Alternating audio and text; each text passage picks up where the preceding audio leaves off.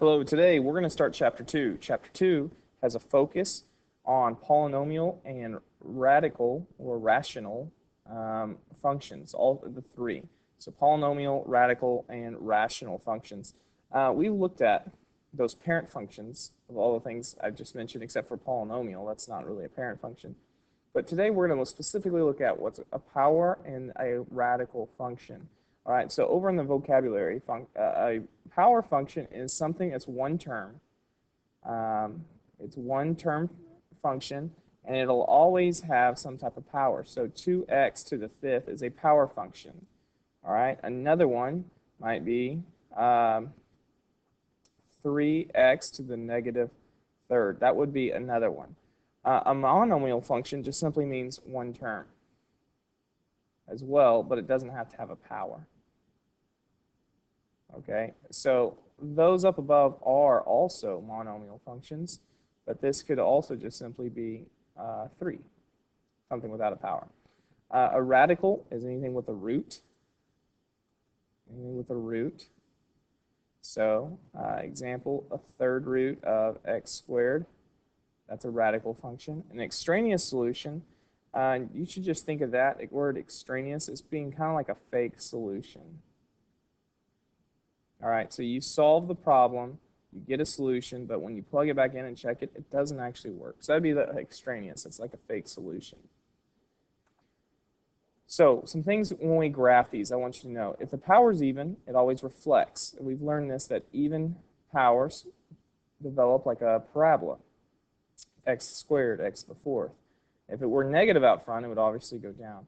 And then we've also learned if the power is odd, it makes an S-curve. Again, this would be a negative. But we're going to learn some things when it has to do with radicals as well here in a little bit. So let's first start with this. It says graph and analyze half x to the sixth. Well, the x to the sixth is even. And because this is even, it reflects on the y-axis. This is even, so it reflects. Power functions, you can determine the whole graph just by looking at the equation. So there it is. It says describe the domain. Well, the domain, that would be how far to the left, how far to the right. This graph looks like it's going forever to the left and forever to the right. So I'll symbolize that by negative infinity to positive infinity, or in set builder, it would be x, the element of the reals. That's the domain. The range is how low to how high. Well, this goes down to a value of 0. That's its lowest point. And its highest point is infinity because it goes on forever.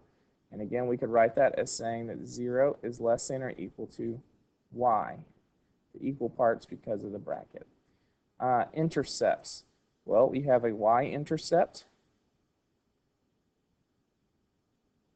at the origin. So it's 0, 0. We have a y-intercept. We could say the zeros is the same as well. So you could actually put the x-intercept also at 0, 0 because it's at the origin. End behavior. We could write our limits to describe the end behavior. Say what happens to y as x approaches the left. And we'd also need to find what happens to y as x approaches the right. So what does happen to y as I go to the left? Well, it looks like this graph is also going up. What happens as I go to the right is it also goes up. So the answer to both of these limits as pertaining to the end behavior would be infinity. Finally, continuity. This graph, there's no breaks, so I would say it is continuous. And then where is it increasing or decreasing? On the left side, this graph is going down. On the right side, it is going up. So we would say it is decreasing from negative infinity to 0. And again, we always use parentheses when we talk about increasing, decreasing, just because at this point, we're going to say it's changing. It's not decreasing, it's not increasing. It's just a point.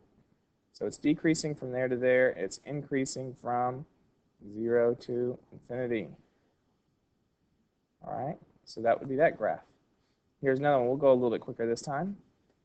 This time, we look at the picture and we can see that it's odd. Well, it's odd for a very easy. We can see it real quick right here. When you look at that, that power of 5 is odd. So because it's odd, it's an S-curve, and because it's negative, it goes down like this. So we could write out the domain and all that. I'm going to pause and just pop it up. You see if you can fill it in by pausing the video as well. All right, and these would be the values. We got this from looking at this picture. It goes forever, forever, down forever, up forever. There's the intercept. It goes up as we go to the left, down as we go to the right. There's no break, so it's continuous, and it's decreasing the whole graph. That was in order for those. Now you have one. See how you can do here.